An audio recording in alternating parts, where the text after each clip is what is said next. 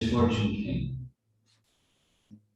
His stepmother was that the king had wanted the queen. And the queen, that was not his mother, requested a boon or benediction from the king. And the benediction was two: Ram should not become king, my son should become king. And second is Ram should go to the forest for 14 years, banished. That criminal would be banished.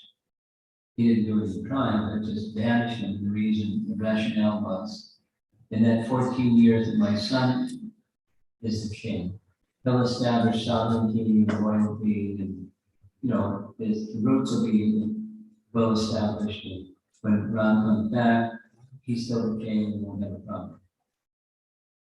14 years banished. So that was really sad. And it's one of the themes of Ramayana. We discussed this earlier. It has to do with, the sadness has to do with stimulating love. In separation, there's this saying, absence makes the heart grow fonder. You've heard that. So the absence of Ram, and just even the idea that Ram would have to not be king and be banished to the forest, horrible. And it struck the hearts of different people in different ways, based upon their love and their relationship. So it stimulated the love in different ways. And he went to the forest. He was determined, because his father gave a promise: I'm going to hold the word of my father, because that's how I live my life. I stand by truth, and my father spoke the truth. So all of the sacrifice everything for the word of my father. So I'll be went to the forest. And then there's a whole bunch of things that happen when he's in the forest, some good things and bad things.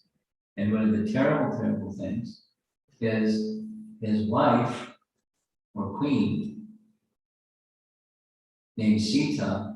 She was kidnapped by a bad guy.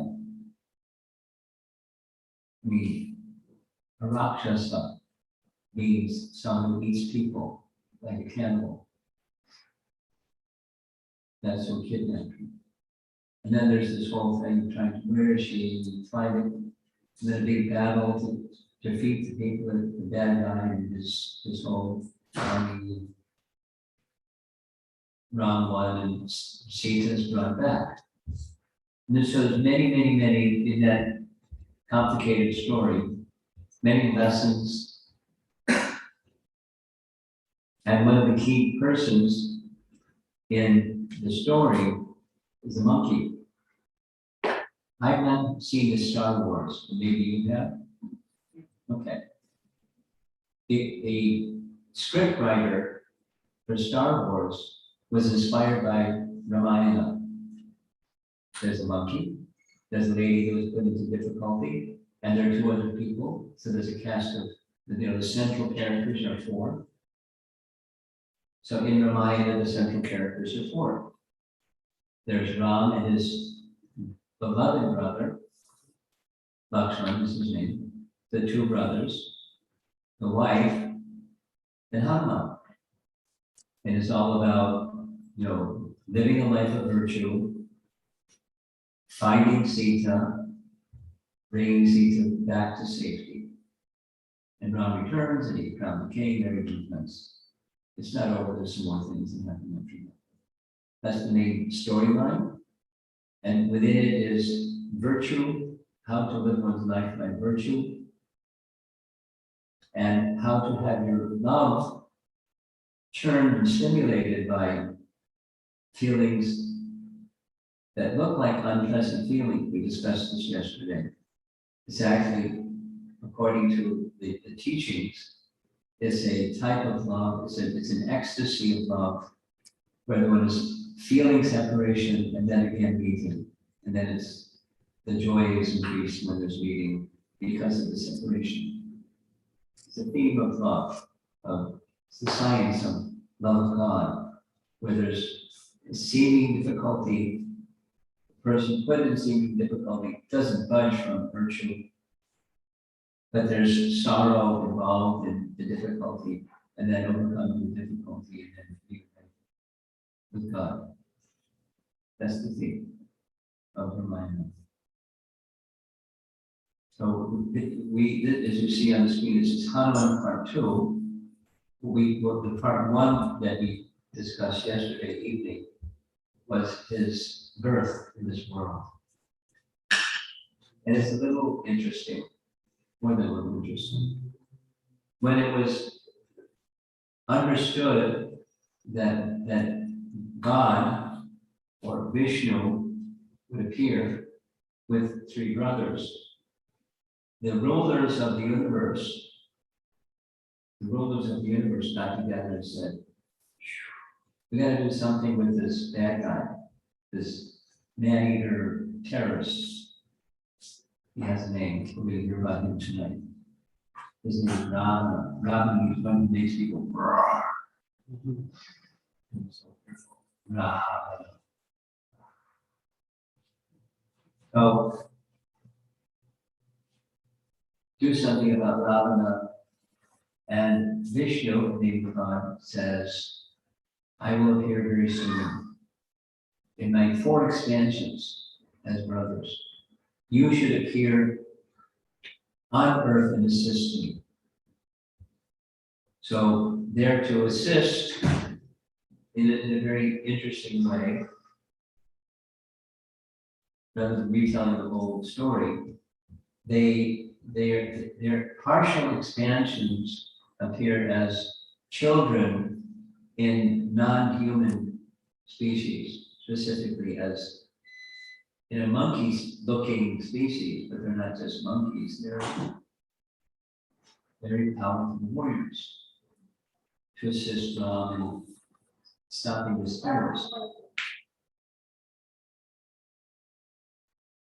So we heard about his appearance, and that's where we're continuing.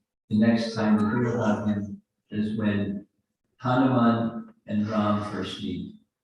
They're in the forest searching for Sita because she's been kidnapped, and that's where we are. But yesterday, this is beginning with 2 corrections. Today's class is beginning with 2 corrections from yesterday. One of those corrections from yesterday is, did it change?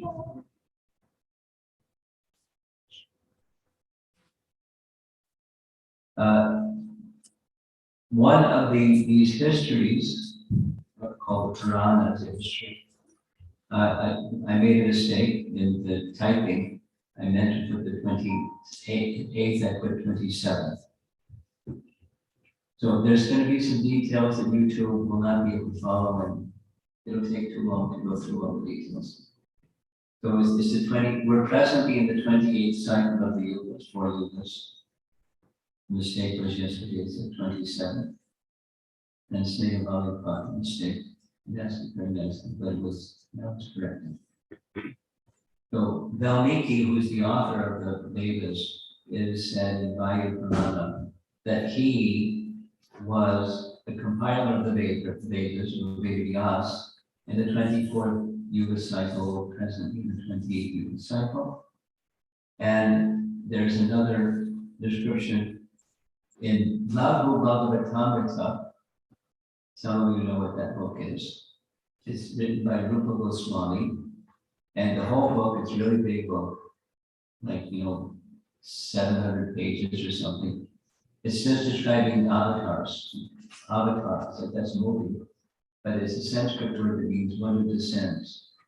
That's the meaning of the word.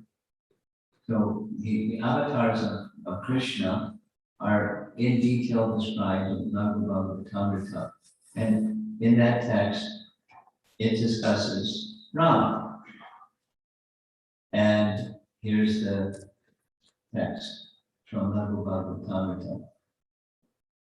Splendid as a new blade of Durga grass, because Rama's complexion was greenish, and accompanied by Sumitra's two sons, one of the queens of the king, and Bharata, another son of the king. Ram appeared in the Treta Yuga of the 24th Chatur Yuga as the son of Kaushal and Dasrath. Kaushal and Dasrath were his mother and father.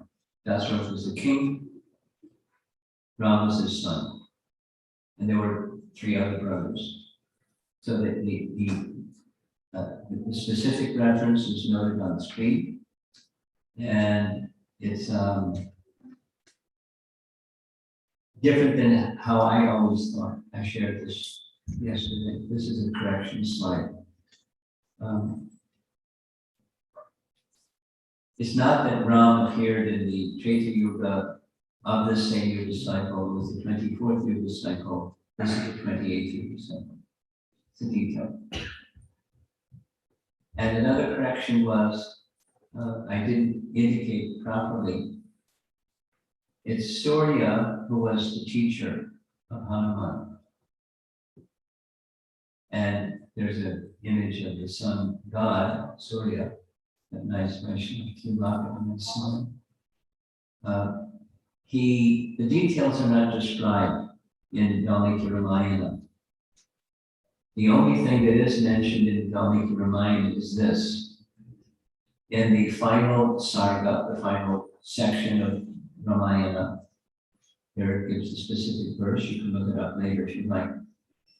Long ago, this foremost of monkeys, that's Hanuman, immeasurable and eager to learn grammar, faced the sun and, following it, walked from the eastern to the western mountain, doesn't say which, and so mastered that great subject.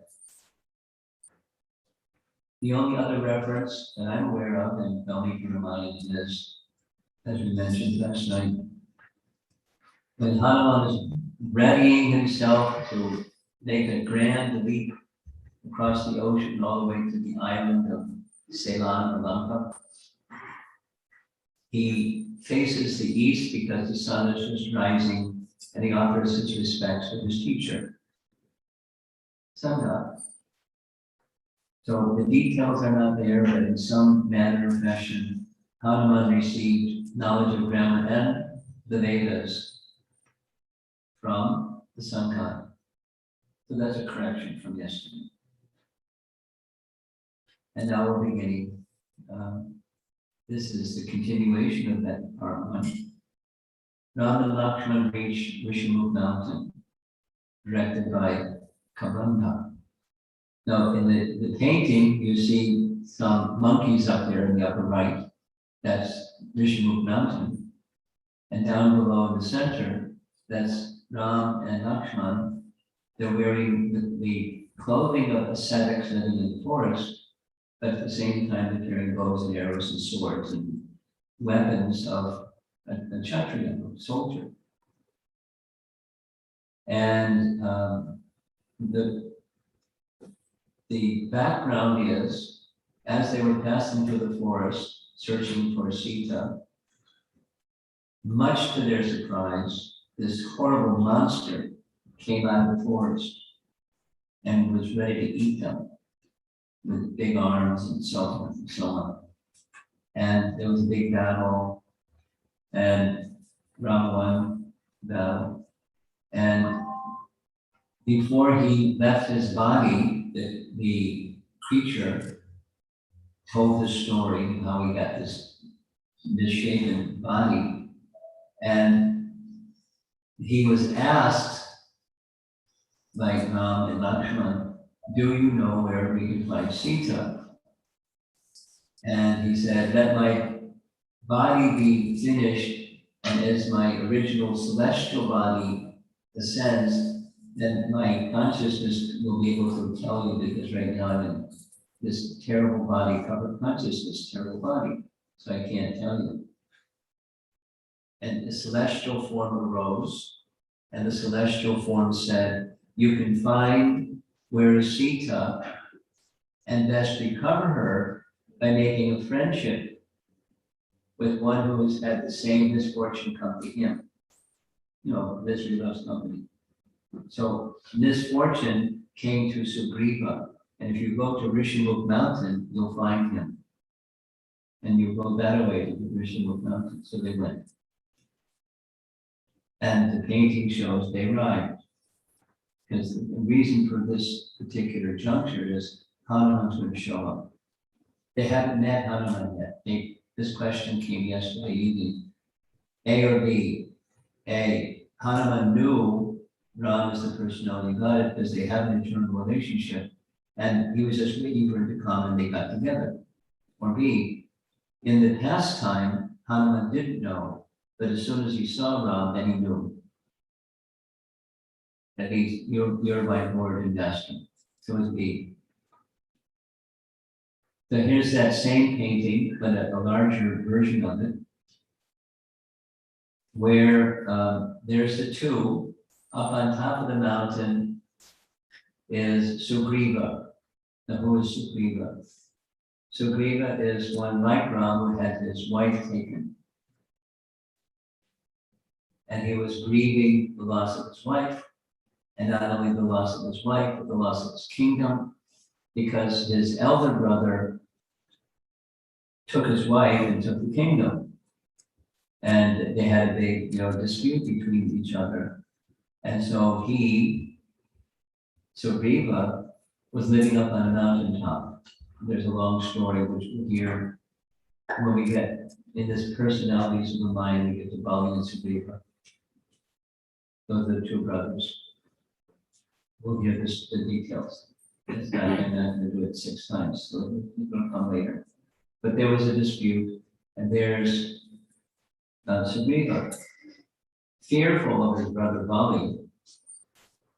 And when he saw these two looking like ascetics but carrying weapons, he thought maybe this is a trick from my brother. And he sent his minister, who was Hanuman, to go check it out. Are they friend or foe? Basically. Who are these two?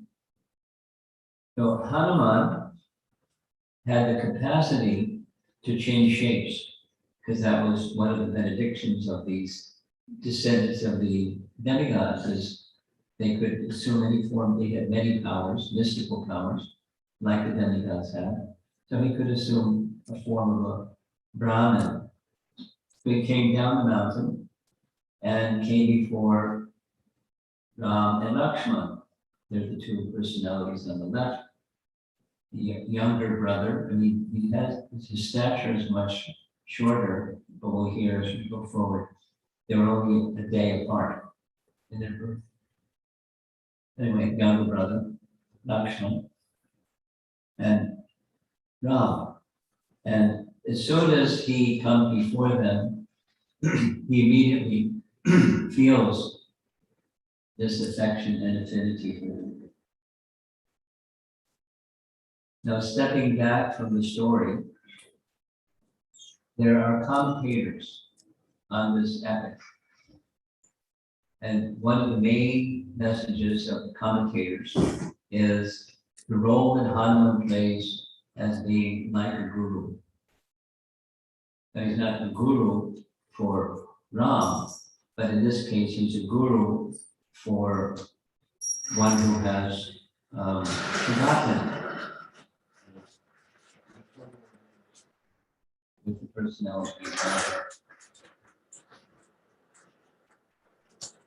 That's Sugriva. So he's playing the role of a mediator. Like, Sugriva, he's the minister of the one who lost his kingdom. So he looks up to Sugriva in his relationship with Sugriva. And he's helping Sugriva as a mediator between his king and the personality of Godhead, connecting his superior to the personality of Godhead. The function is a guru function, or one can say mediator. When they first see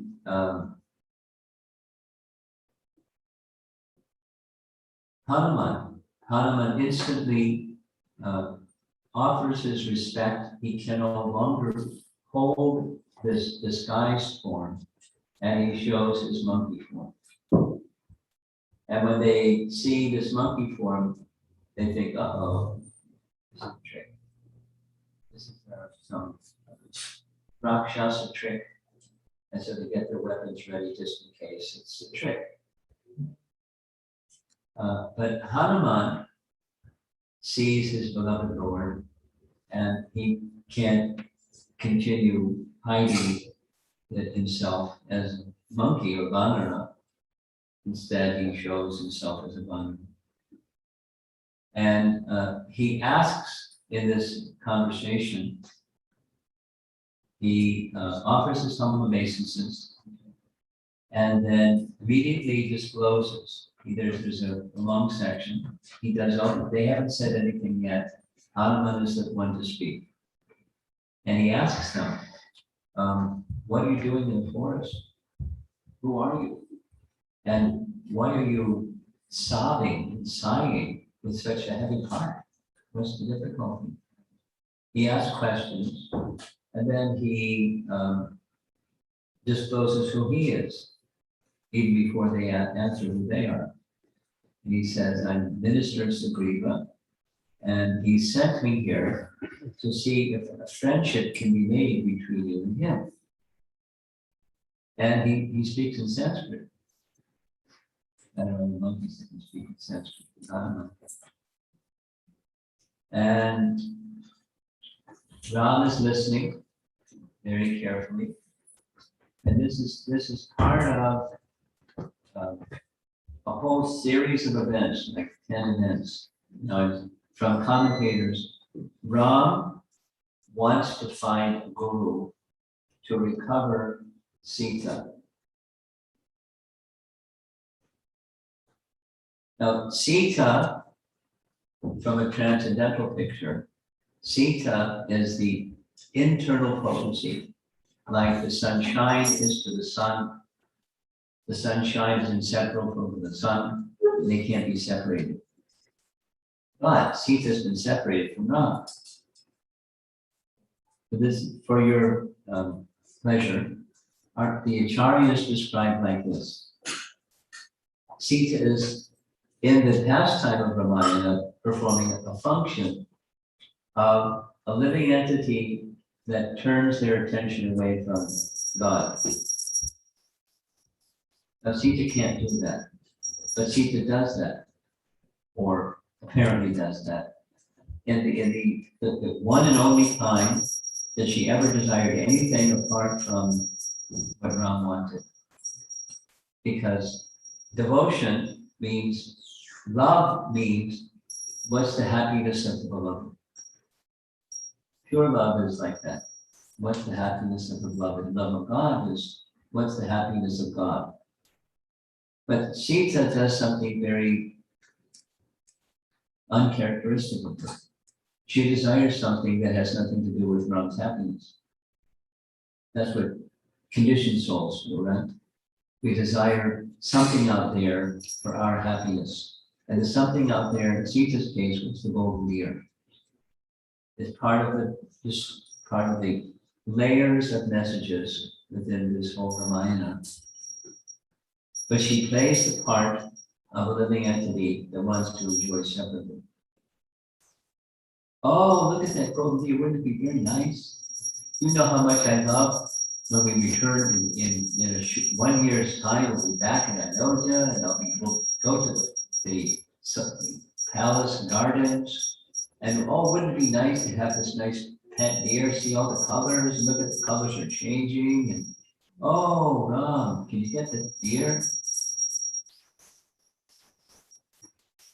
And then Lakshman says, that's not a deer. That's Marisha.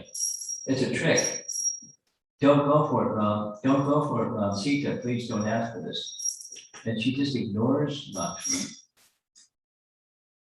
and says, even if you can't capture the deer, you can kill the deer, and then we can skin the deer, and then we can sit on the deer skin when we're back in Ayodhya. And that's not Sita wanting to sit on the, she's speaking as if she was a conditioned soul, desiring enjoyment separate from Ram. I mean, he's in the picture, but it's about her enjoyment. And that's the cause of the problem. For any living entity, it's the cause of the problem for Sita. And Sita gets kidnapped. And now back to this picture. Ram wants a guru to bring Sita back, the living entity, the wayward soul, to restore them to the right consciousness and the right position. That's how the commentators describe this whole part, one of the layers of the drama, the lessons in Ramayana. So Ram is examining Hanuman. Maybe he can be that person. So Ram, after hearing Hanuman's eloquent speech, Ram doesn't even look at Hanuman. He looks at his brother, Lakshman, and is describing what he sees. His demeanor, his impeccable speech, his nice qualities, his composure. He has very refined characteristics. He has mastery in all the Vedas. He did not use even a single unchaste expression, meaning he was speaking impeccable Sanskrit. He spoke in chaste Sanskrit. He spoke in a middle tone. His speech was rich in erudition. He delivered without any haste. He's observing the traits of Hanuman. He could please the mind of even an enemy with weapons in his hand. He's good. He'd make a good guru. Let's continue to examine him. And after he speaks to Lakshman, Lakshman then turns to Hanuman and says, here's our story. Our story is Sita was kidnapped, and we heard from, we should look for Sugriva from Kavanga. So we've come looking for Sugriva. Do you know where Sugriva? I mean, he's the minister of Sugriva. So then Hanuman immediately narrates the whole sad story of Sugriva, how he was banished from the kingdom by his brother Bali, and instead has taken residence in the forest for fear of Bali. Now there's details which we hear coming up, why that particular place, etc. So this is the initial exchange. It's the first time. It's really sweet, I feel, anyway, that these are eternal associates that they're meeting for the first time in the past time. And it's really, really lovely. There's many nice paintings. Do I need to do this or you do it? Here's some nice paintings of Hanuman meeting. Then comes the next action. Hanuman offers, I'll take you. You're looking for Sugriva, Sugriva's looking for some help. I'll take you to Sugriva so that you can then form bond of friendship. This is Hanuman bringing the wayward, lost, forlorn, distressed, sad, hurt Sugriva in contact with the Supreme Lord. That's the function. So they agree, and off he goes. He makes his body really big, and he, enlarging his body, he assumes a gigantic form because that's one of his mystic powers, and he carries them on his shoulders up the mountainside, because monkeys can take big leaps much easier than humans can.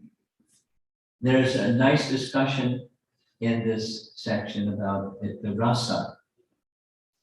Now for our newer people, that's a new word. Rasa means the taste in a relationship with God. And there's 5 primary, and Hanuman represents one of them. is the rasa, or the mood of love of a servant.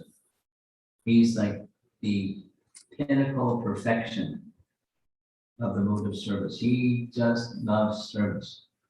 And if there's nothing happening, he's just got his hands full with waiting for the word. Some service, there he goes. That's his happiness, is being in service to Ram. So this is his first service, carrying Ram in his gigantic form up the side of the mountain to go meet Sugriva. There's some nice depictions of this. They look very happy. He looks very happy. And here it shows him flying. He can fly too, but leaping up the side of the mountain. And finally, they make it to where Sugriva is. Now, some of these paintings show Ram with a mustache. Look at the mustache. Mustache is sideburns. Look at that. Fashionable. And that mustache is sideburns. But he had matted locks on top of his thing. This was right. So Hanuman is making the introduction. Here's that same image in the larger picture. In the lower left is their initial introduction that's being made. These old style paintings have several events happening in one painting. Now that what they're sitting on is a mountain, and in the lower right of this painting is they have a fire, and they're taking vows before a fire, a vow of friendship. That comes later. In this painting, it shows with the crown, that's Sugriva falling at Ram's feet, or maybe it's Hanuman falling at Ram's feet, and Sugriva is standing. So again, our acharyas describe Hanuman plays the role of an acharya. An acharya, for those of you that are new here, you're getting a Sanskrit vocabulary tutorial. Acharya means when he teaches by example. Achar means conduct. And acharya is when he teaches by the conduct. He teaches by example. So he's playing the role of an acharya. And there's on one side, Sugriva, and on the other side is Hanuman. And he's helping to make an arrangement as a guru or an acharya for friendship between the two. Now, you see them shaking hands. That's friendship. So on the left side, that's the Vanaras, that's Sugriva, wearing the crown over there. And on the right side is Ram and Lakshman, and kneeling is Sugriva. It is Hanuman, with a big club. And this painting shows their hand is above the fire, and they're taking a pledge, because it wasn't just there's a formality involved in Vedic culture, often. And for those of you who are new, this is like very interesting. Right behind Sugriva is a bear in the darker color on the right side. That's Jambavan. We'll hear some more about Jambavan as we go along. This is Jambavan. This is Sugriva. This is Hanuman. This is Ram.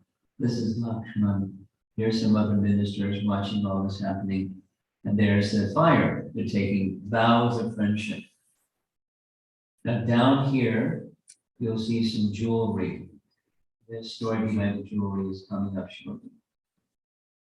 When Sita was being kidnapped, there's the bad guy, Ravana, who had 10 heads, and his chariot was broken by Jatayu, but he killed Jatayu with a spear, cut off his arms, And there's, in the same painting, there's Ravana soaring through the air, carrying Sita away, and Sita drops some jewelry in a cloth on top of Rishimukh mountain. Now they're very far distance away, but that's shown in one painting. And this is another painting of the same thing. There's Ravan carrying Sita, and Sita drops some jewels. So just in case the Vanras down here have a chance to inform Ram where she went that way. And there's the jewels that can verify to them. Here's another painting showing the same thing. Sita throwing over to the side some jewelry in a cloth, and it falls on top of the mountain where Sugriva is. So when Ram tells his story, Sugriva here says, we kept those jewels in a cloth in a special place in one of the caves. Please go get them. Someone gets them, and then there's the cloth. And now Ram is going to look at the jewels. There's the jewels, and he recognized them. This is Sita's. I recognize them. And he's feeling very sad when he sees these jewels because he's remembering Sita. So these feelings of sorrow are surging in him. And this one here who's wearing the crown, that's Sugriva. And this is Ram with a nice beard. This is a brother Rakshan with a nice beard. And over here is Hanuman.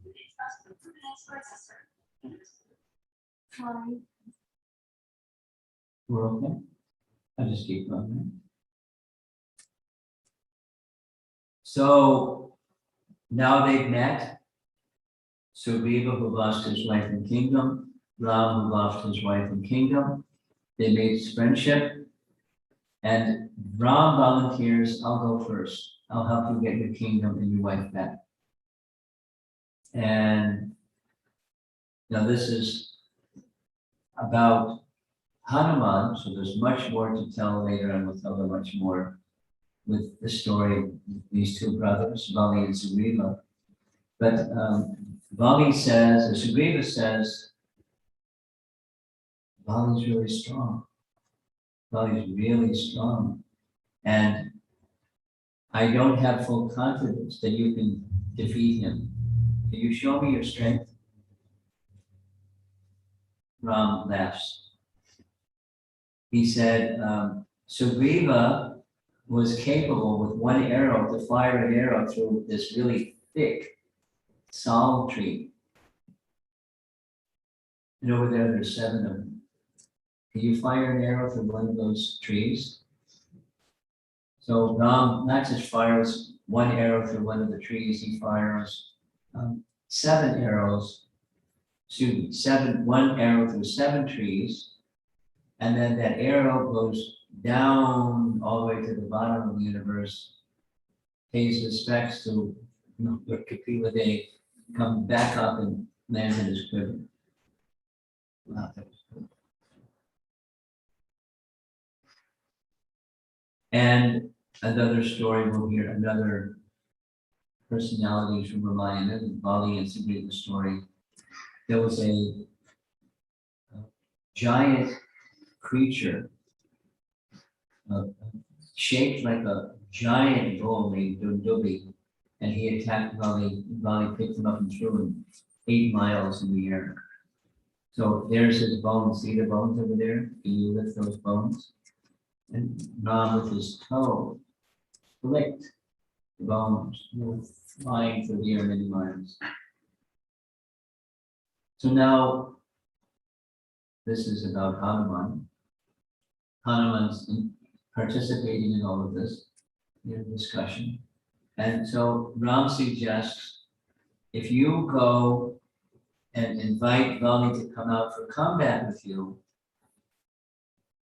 then with my arrow, I can pierce the body of Bali. Now here's a detail. There's many details. And when we get to Bali, there are many more details. But one of those details is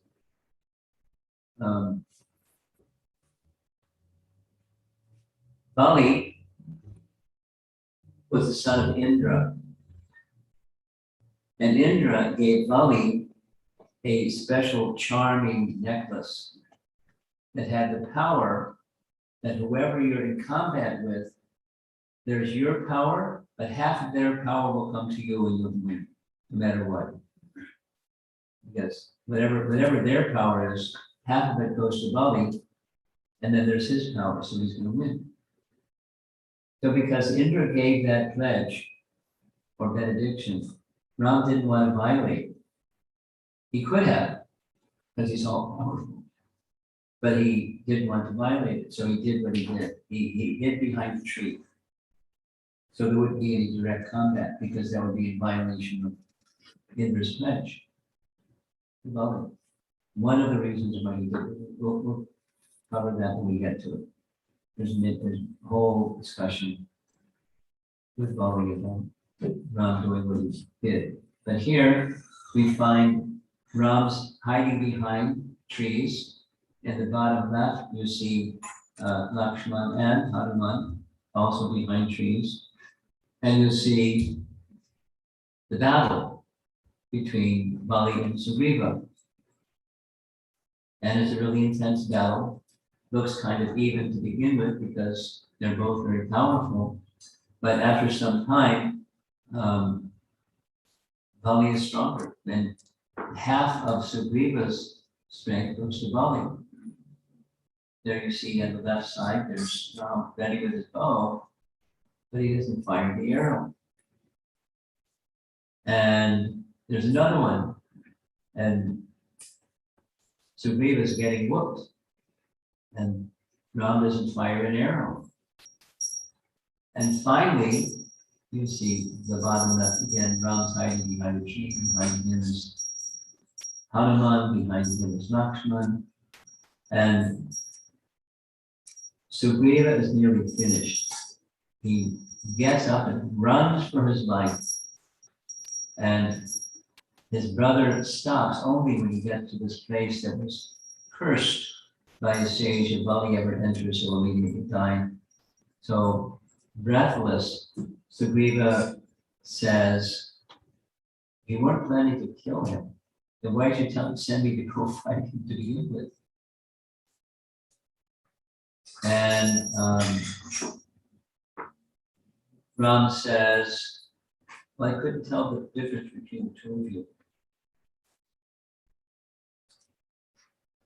Now, who do I send? Snehavali? Can I send you a document? A very, an 8-page, 6-page, whatever it is, document that answers the question, did Ram lie when he said, "I couldn't tell the difference between the two of you"? Because he's omniscient, how could he not? Now they look alike, but there's a whole long explanation of why he said what he said and it was lying. So it's the next question to ask. Because God doesn't lie, Ram doesn't lie. He stands by the truth. So why did he say what he said? Was it or was it not a lie? So I'll send you the document, we can circulate it to others. So Ram decides that so that we can distinguish between the two of you, Lakshman, gather a nice vine and put it around Sugriva's neck so that I can see who's who. Now my little college brain goes like this. Wait a minute. If there's two powerful warriors fighting against one another, a little skinny vine is going to fall off. So how's that going to work? But the reason, we'll hear some more later, the reason is Ram is very discreet about how he helps other people understand proper conduct. And there was a misconduct on Sugriva's part that was unnoticed by Sugriva, but Hanuman noticed. And the misconduct was when they got together up on top of the Srishamukh mountain, and Sugriva had made this friendship with Ram, he made a little sitting place. With some leaves from a tree, there was a sitting place for Ram, and he made a sitting place for himself. But he neglected Lakshman. You don't neglect Lakshman. That's his brother and his expansion. So Hanuman caught it. Hanuman made a sitting place for Lakshman. So what Ram wanted was, when Lakshman was giving the vine or the garland to Sugriva, he had to bow down to receive it.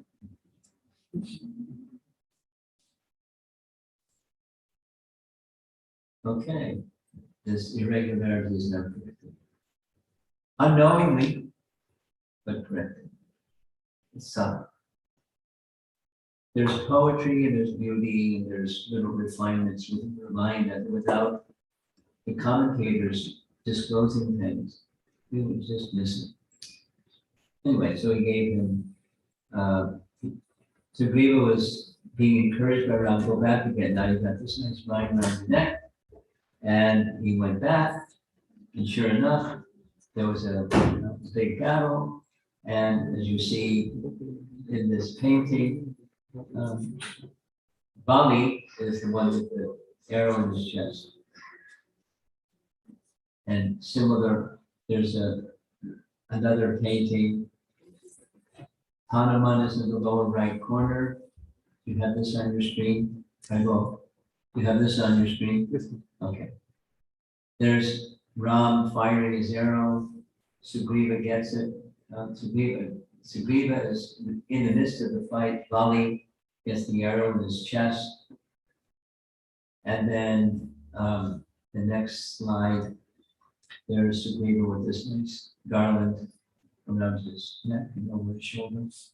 Bali turns to see who has done this, and he speaks because he knows Ram has a reputation of being a noble person, and he says all these heavy things to Ram. What kind of noble person are you? You did this, you did that, and so forth and so on. And we're going to hear about that detailed exchange because this is about Hanuman, not about Bali and Sugriva. Sugriva is crowned as king after Bali passes, and Sugriva makes a promise. You have helped me regain my life and my kingdom. I now pledge in our friendship that I will help you regain your wife and kingdom, or at least wife. And but it's now the rainy season. So with your permission, we'll wait till after the 4 months of the rainy season, and then we'll go. Now that what's in the background is the kingdom that he had lost. So Ram agrees naturally, and Sugriva becomes the king, but he becomes a little self-indulgent in the pleasures of palace life and association with ladies and so forth and so on and so on and so on. And he becomes a little intoxicated in his newly regained wealth and opulence. And the 4 months of the rainy season pass, and Ram speaks to Lakshman. They're in a special little cave over there in the center of the painting. And he expresses his frustration. Sugriva is not a man of his word. And if a man's not a man of his word, then he's, what kind of a man is he? He is neglected. The rainy season is over.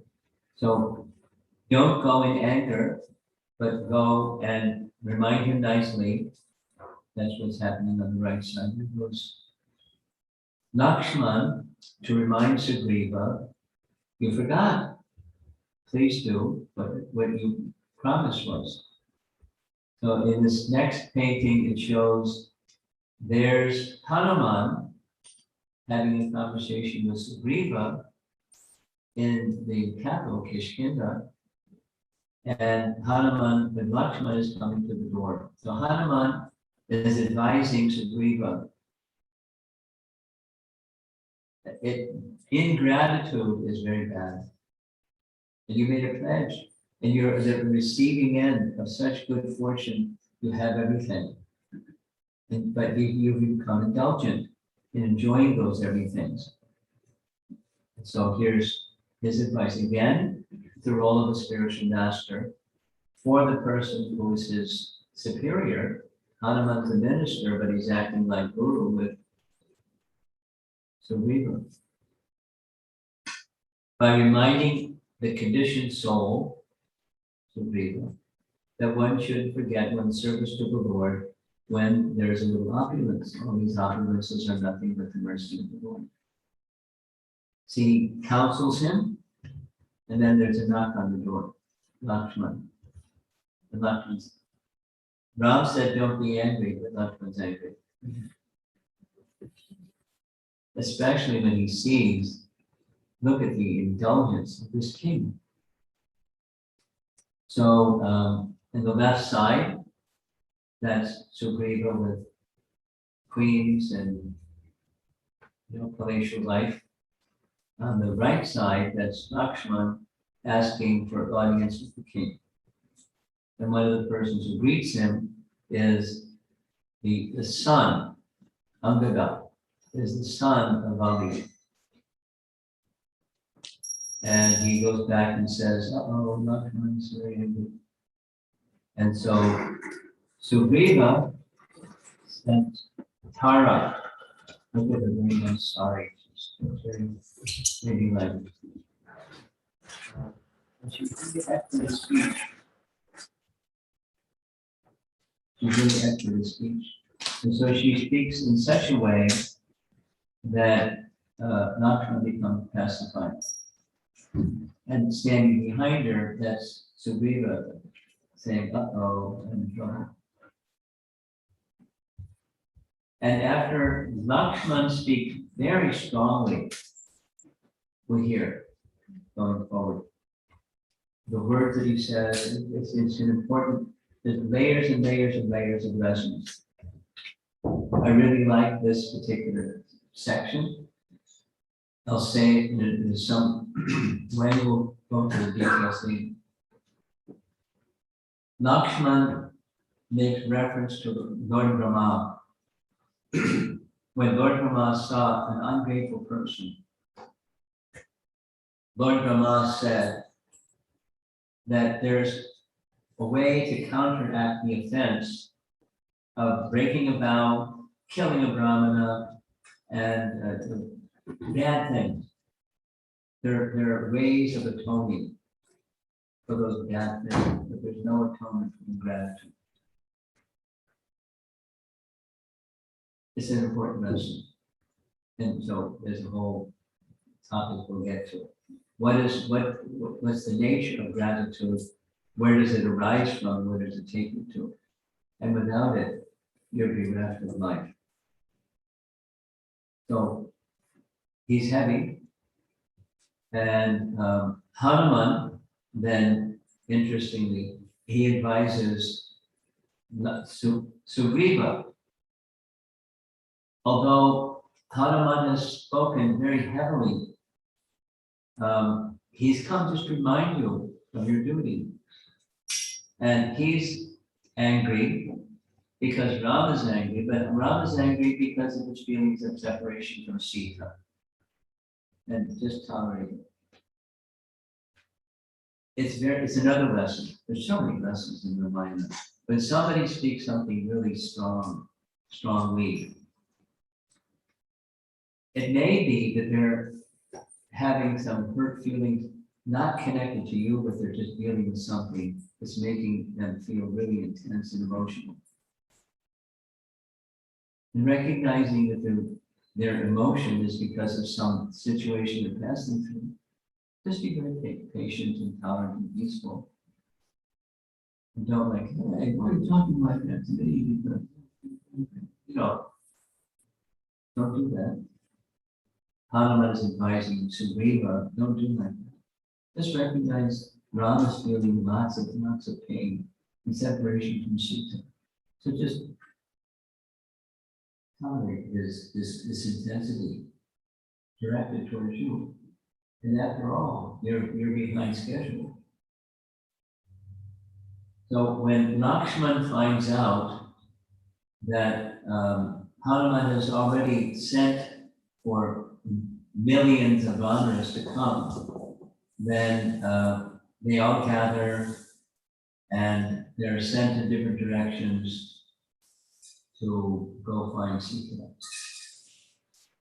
Now it's done together. They go to see to where Ram is. Hanuman accompanies them because this section is about Hanuman. And Ram is immediately, you acted as a friend. But whatever that feeling was that Ram was feeling, and whatever Ram was feeling, that Lakshman was feeling, was gone. Just like poof. Which is a symptom of a great person. So Sugriva has this fantastic minister that's actually served as his guru. And he speaks openly about his confidence in Hanuman. And Ram is hearing, because this is part of this preparing Hanuman to become guru. Here's what Sugriva says: being endowed with strength, intelligence, prowess, good judgment, and knowledge of time and place, you should ponder the ways to find Sita. I have all confidence that you will be the one successful in finding her. So Ram hears this, and he's been evaluating. He's now going to make a decision, and he's going to empower Hanuman to be his representative to restore Sita, to find Sita. Now the instructions to Hanuman is very simple, two things. Find Sita, report back. He didn't say bring back, find Sita, and report back.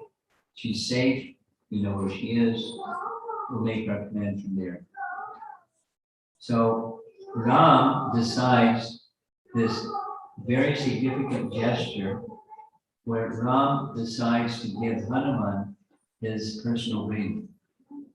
The reason for giving the personal ring, at least externally, is when you find Sita, because I have confidence, as Sugriva has confidence, you're going to be the one to find Sita. She's not going to know if you're to be trusted or not. Show her this ring, and she'll know you're my agent.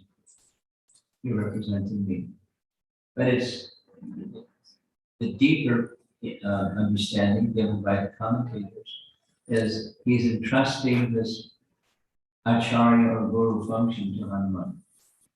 But because it's such an important gesture, there's many paintings that are showing Ram giving this ring to Hanuman. He has all trust and confidence, and that is the right person because he's examined him. And Hanuman's ready to go and do the bidding as the guru on behalf of Lord Ramachandra. And we're almost done, but we're not quite done yet. The Vanaras are divided into 4 groups. There's a really interesting section where Sugriva informs the groups where they should go, going east, south, north, and west. And the details are astounding. So Ram asks, how do you know all these details? He said, I went to all these places. When Bali was chasing me, I went to all these places, trying to get away from him. And I have a very clear memory of what the traces are, so that's how I know. And if you read the list carefully, you'll find it's the same description as in Srimad Bhagavatam about the structure of the universe.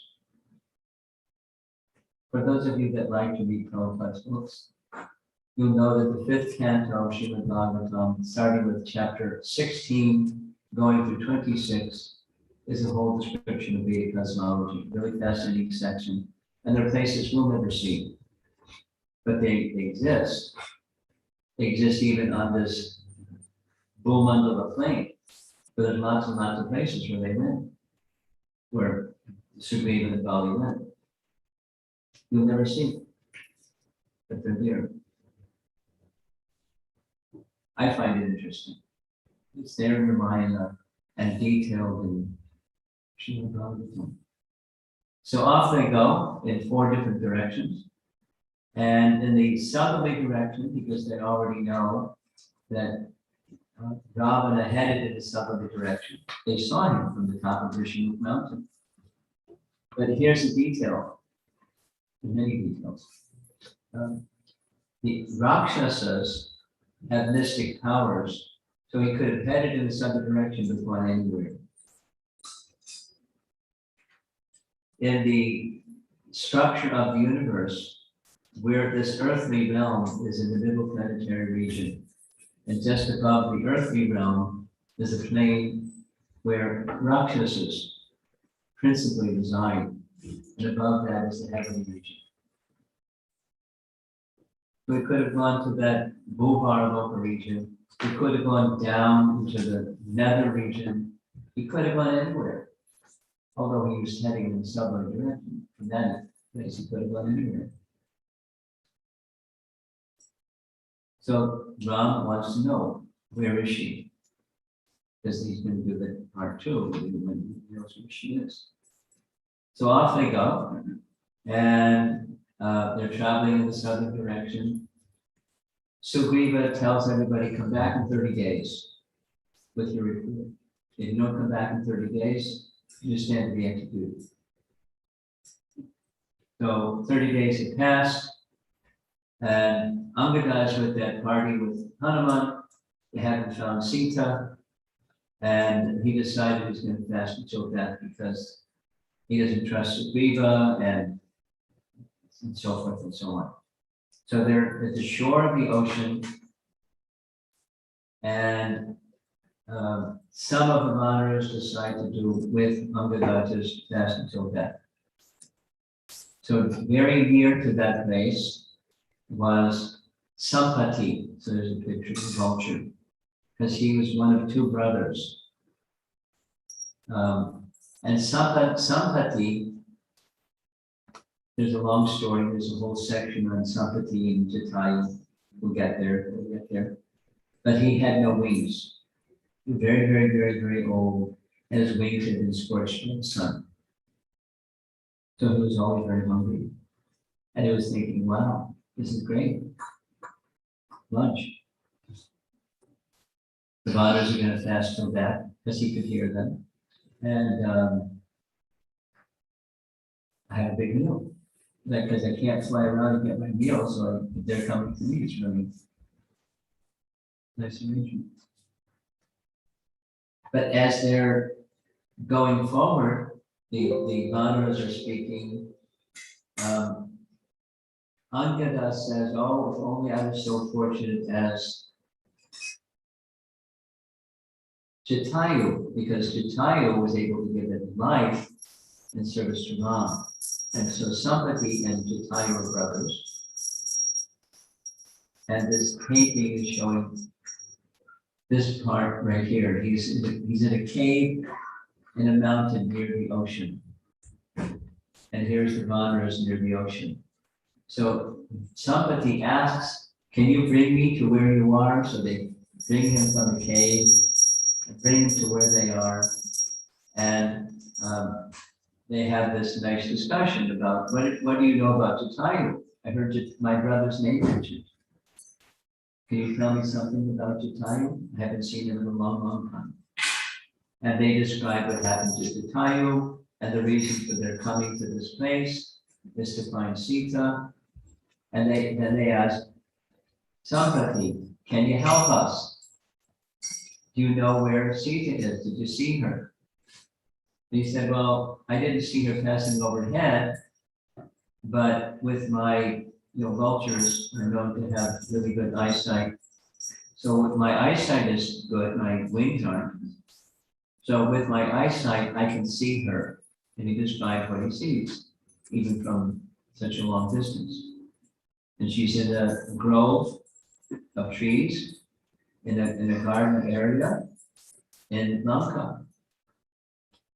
And then somebody says, when I, long story, but a short version of a long story, because we'll do the Sambhati story later. When I fell to earth, I was in great distress because I lost my wings. And I was about to give up my life. And one sage said, why are you doing this? And I told him why. And he said, the day will come when you will gain your wings. And you regain your wings when you do some service for Ram.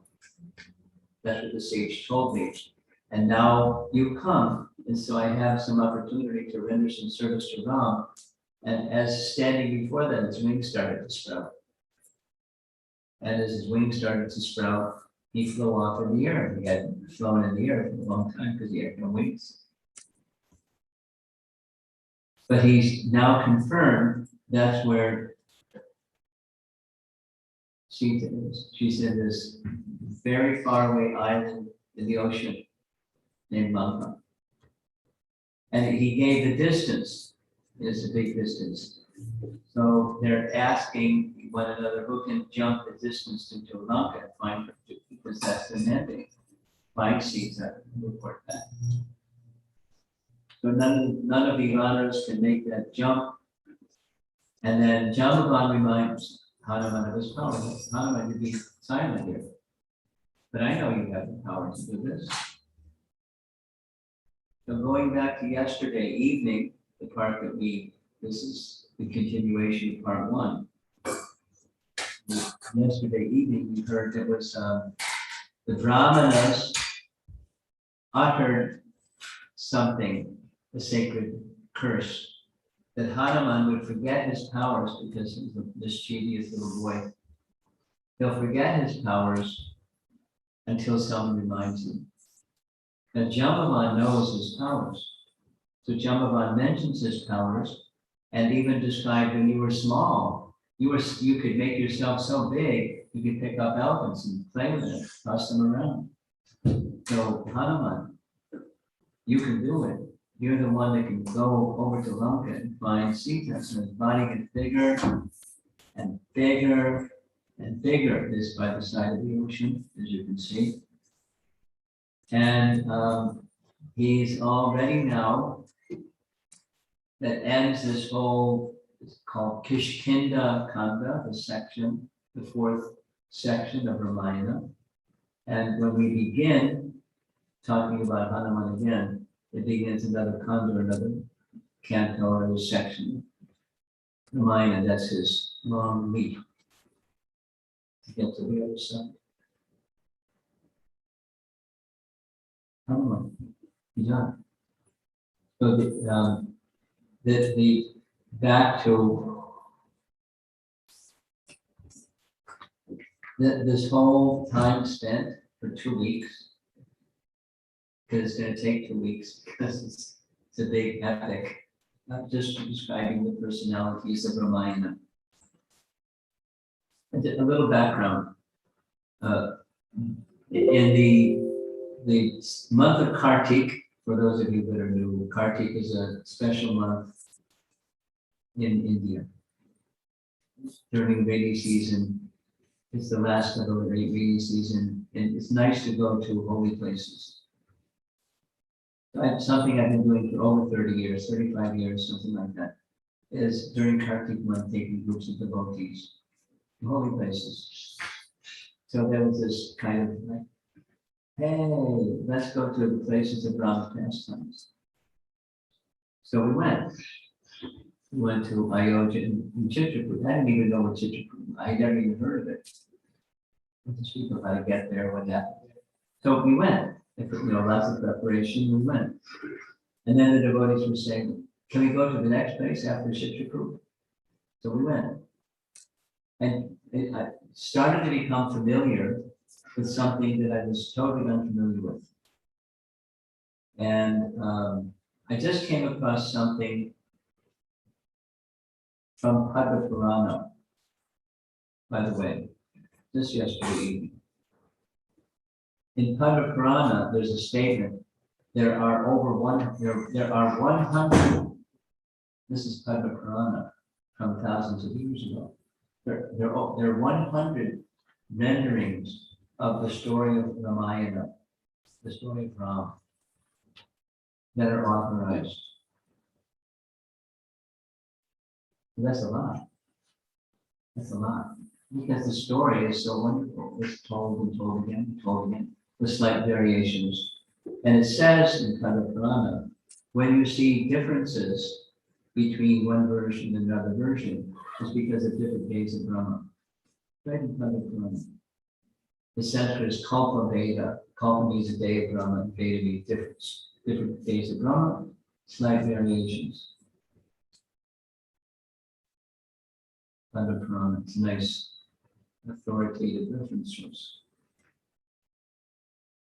So rather than narrating the whole of the Ramayana, because there's different versions, although the main gold standard version everyone accepts is Valmiki Ramayana. This is telling the story with focus on personalities. This personality is Hanuman, such an important person. There's so much more to say, we'll say more later about Hanuman. In one of the classes, we're going to visit Ampi, the place where Hanuman was born, and the place where he had his childhood pastimes and so forth. We'll go for a virtual visit to Ampi.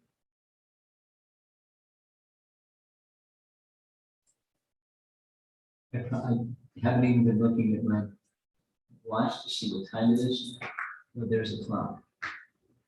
Okay, we've only been going for an hour and 15 minutes. Gosh, you're very patient. Especially you two that this is all new to you. Congratulations. Congratulations. And any of you that would like to raise some question or some comment, discuss some points, please identify yourself. We do have a portable microphone, right? Yes?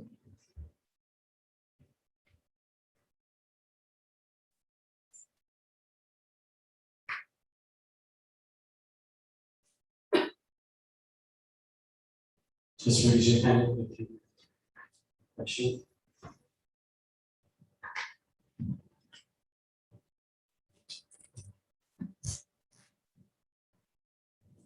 Hare Krishna. It's a tricky microphone. Thank you so much for speaking on this personality. I appreciated when you were giving us references on how we can apply these lessons to our life. I know you were focusing on Hanuman, but you brought up Mother Sita, and you were talking about her disposition when she was requesting something that was not in accordance to what Ram wanted. And it raised a question in my mind because I understand that Mother Sita was transformed. She was assisted by Agni, and that she was, we have that swap that happens that we're so familiar with at the end of the story, when the swap happens back. Yeah. But there is a point in the story where the swap happens initially. And in my mind, I was questioning whether or not this swap had already occurred, in that you were talking about how this isn't her character. And so I was wondering if you had any understanding of that. You want to know the details of how the swap happened? No, not so much the details. I want to know if she had already swapped before she was desiring the golden deer. Well, I'll start with this.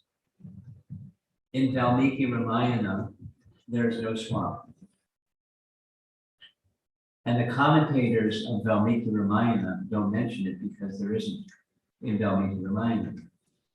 Rather, it's a Leela, and it's Sita that's kidnapped, not false Sita or swapped Sita.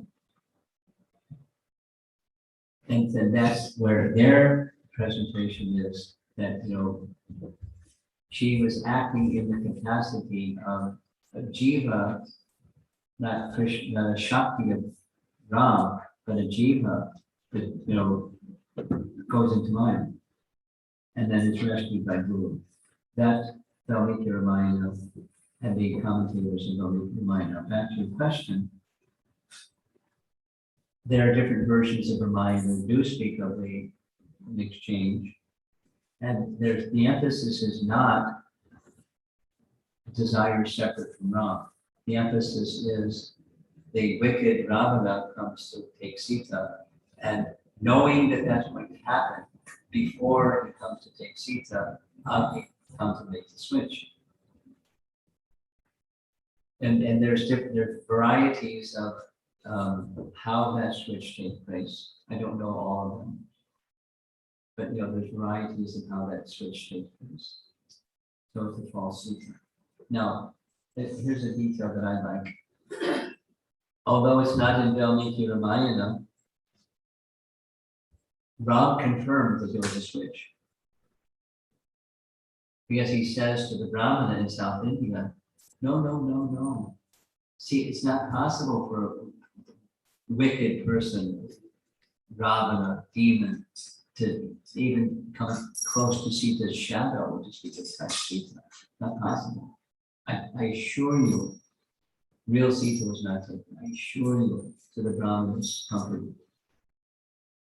Then he goes to South India, he finds Kurma Brahman, Kurma Purana, and in Kurma Purana it says the false Sita, which isn't the only place that it speaks like that. Then he brings a copy back to pacify the heart of the Brahmana. See, it's confirmed in scripture. Chaitanya Mahaprabhu accepted, but it's not in Valmiki Ramayana. That's a detail. I think it's interesting. So Lord Chaitanya is then confirming multiple Ramayanas, as part of Purana confirms multiple Ramayanas. And they're authorized. Go back to your question, was it before she's had the desire separate from Ram? Yes, because shortly after, the desire to having Ram go get the ear is she's kidnapped. And she's not kidnapped when she's with Lakshman and Ram gone, it's before. So when precisely, I don't know, but it was before that separate desire. There's a switch.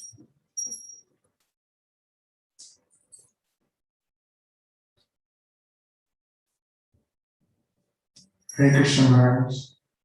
While you're asking your question, you can drop your Hare Krishna Maharaj. Thank you so much for your lecture. I have a question regarding the spiritual master relationship between Hanuman and Sugriv when he was in his own zone between when Rama helped Sugriva the Bali. So you mentioned there's a spiritual master relationship there, and Ram gave Hanuman his ring as a way to represent that. But Hanuman was a servant in that moment, right? When he went to go find Sita, he wasn't. Oh yeah. So The Guru is a servant of the Lord.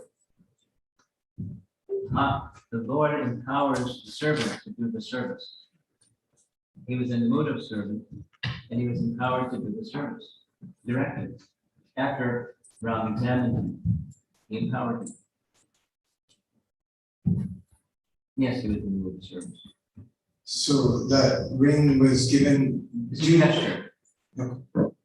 A symbolic gesture. Symbolizing, I hereby empower you.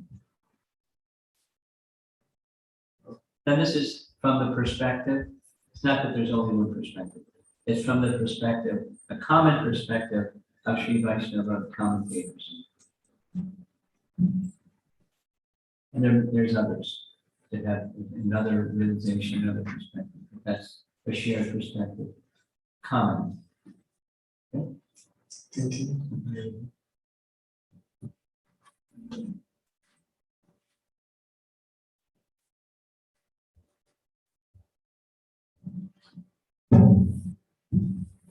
Hare Krishna Maharaj.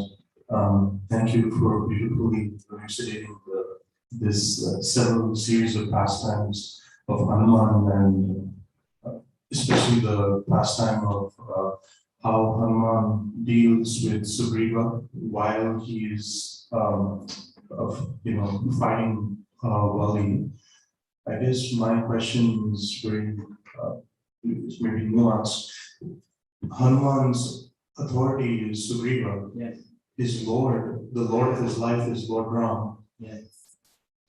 And we can clearly see Sugriva is not a self-realized Paramahamsa. He has his weaknesses. But Hanuman's authority is Sugriva in one sense. That's right. So what principle is Hanuman following in serving an authority who is not fully realized while pleasing his Lord? I don't see a problem at all. Do spiritual masters ever assist disciples connecting with Krishna when that disciple, who he's the guru of, has sensual weakness? The goal is to connect with Krishna, or in this case with Ram. That's the goal. So Sugriva does have a good heart. The way that I described this the other day is he floundered on the sensual platform, but not on the heart platform. He's actually a friend, and he's in Satya Rasa with Ram, but he floundered a bit on the sensual plane. It didn't take much to get him back because his heart was in the right orientation. And Hanuman played that role. I guess my confusion is Sugriva did not always have this desire to fulfill the Lord's plan. Oh, it was always there. It just got covered over by his sensual weakness. But Hanuman wanted to serve the Lord, so he Why had to not? balance. But to serve the Lord includes bringing Sugriva to his senses. Playing the guru function on behalf of Ram, to bring Sugriva to Ram, to restore that forgotten relationship, covered relationship. Yeah, you say I don't. You see a problem, I don't see a problem.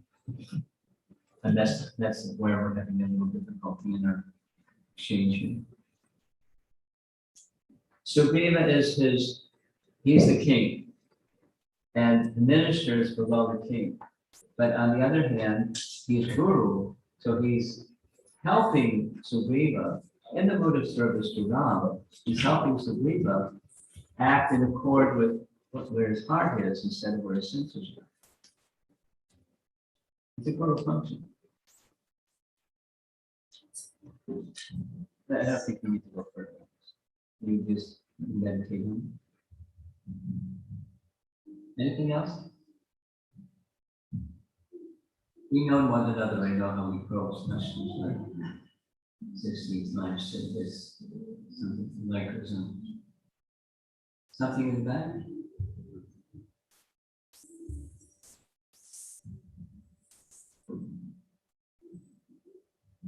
Hare Krishna Maharaj, thank you for the wonderful class. Did you like the pictures? Yeah. They're from everywhere, so it's just captivating. Visuals are nice. From like Vineet Prabhu's question, what I understood, or what I kind of took out of it was like Hanuman would be like, I don't know, like be employed at like Microsoft and he would be under a boss or something. But then he would also have like a spiritual master, which is Rama. Microsoft, how Microsoft here? Like, you know, that's an example. Like, is that what you kind of mean? I don't understand your question. Can you help me with understanding your question? You're clear what the question is? Yeah, so, Somebody else is clear, I'm not. So do it again. okay, no, when you were replying to the Meet Peru's question, Yeah, yeah, and you said you didn't agree with them. And when you were trying to explain it, and this is what I understood from the explanation, but I wanted to know if that's what you meant or not. Should I? Do you get it? help me. I don't understand the question. Uh, okay, so, Say it differently, say it differently. okay. You know how you said, Hanuman, you were okay, like you don't see a problem in Hanuman serving Yes, I Surya? remember saying that. Yeah. The function, Hanuman's mode is a mode of service.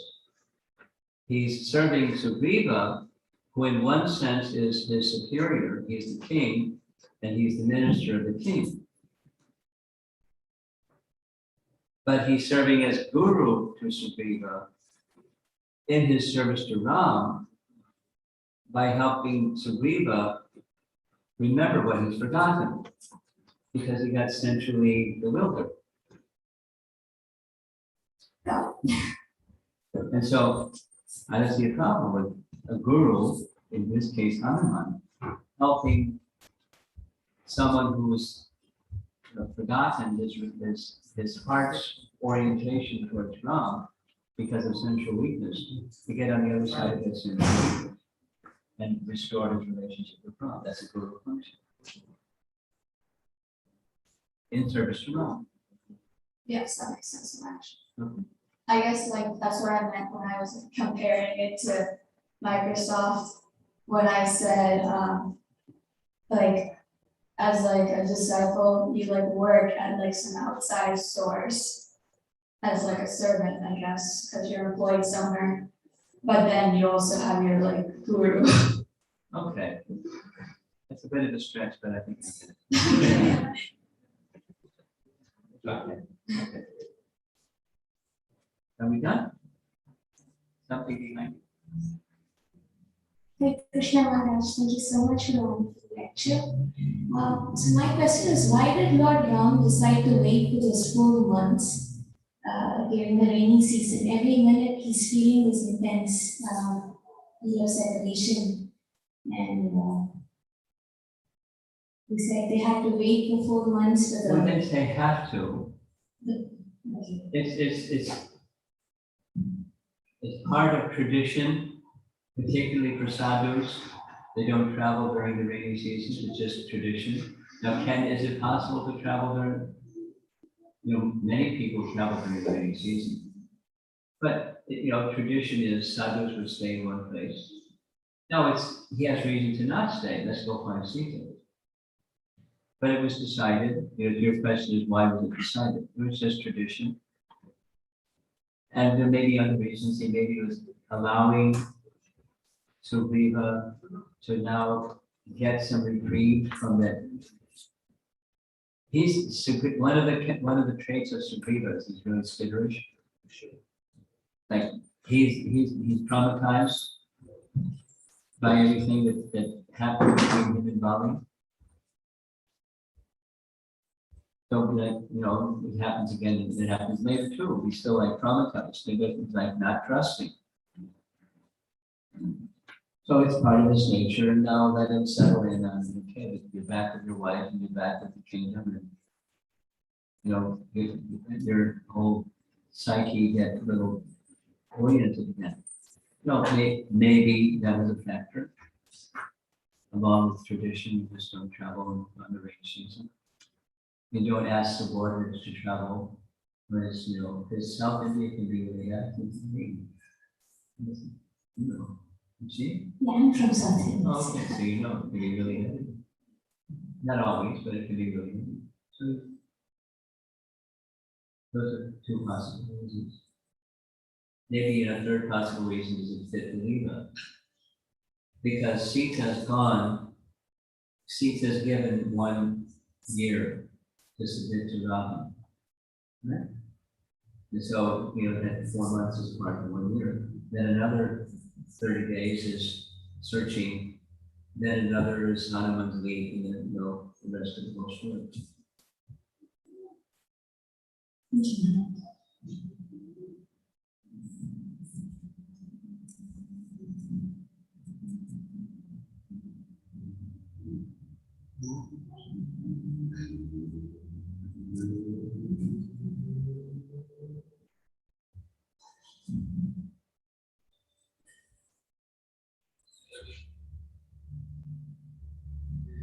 Hare Krishna Maharaj.